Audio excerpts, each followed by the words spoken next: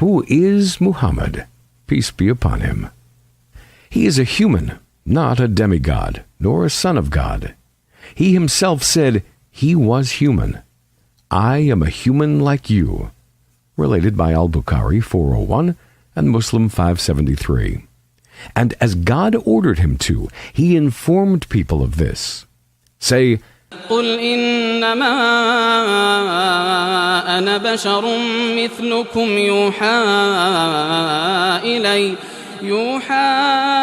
إلي أنما إلهكم إله واحد فمن كان يرجو لقاء ربه فليعمل عملا صالحا ولا يشرك بعبادة ربه أحدا. But he is the most influential human being in the history of humanity. We have received a full documentation of his life. No documentation of any other person's life in history approaches his in accuracy and comprehensiveness. If anyone wants to attack 1.7 billion human beings, he attacks him first. And if a Muslim wants to call people to Islam, he begins by telling his life story. He's a man who was born in the 6th century A.D., but his influence still exists today in every corner of the world. He's a man who fought battles in which he received head injuries, and his front teeth were broken. Yet he was a model of modesty. He is the one who was victorious in most of the wars he fought against his enemies, and at the same time, the one whose most bitter enemies came to believe in his message. He was the one who, with his followers, was subjected to savage oppression and torture. And when he was victorious and gained absolute power over his enemies, pardoned most of them. He was the one brought up in an ignorant society, where stones and trees were worshipped, which indulged in every vice. But he never tasted alcohol, gambled, or fornicated.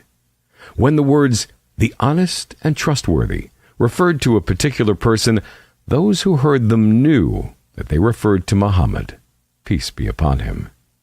He was the man who believed in Jesus, peace be upon him, and whose followers believed in Jesus. And he was the one whose coming Jesus foretold. He made justice a reality in human society, stating that no Arab had any privilege over a non-Arab, or no white person could claim a privilege over a black one, except through being God-fearing and their good deeds. He bent his knee for his wife to step on in order to ride her camel, and this at a time when women were treated like slaves. He was the one who decreed compassion even to animals and forbade the cutting of trees even in war. So, it's no surprise that he was described as a mercy to all the worlds. He is the seal of the prophets and messengers. But have you surfed the internet and found attacks and outrage? Have you seen derogatory cartoons? Have you seen slander and suspicion, accusations without any basis? This is not strange.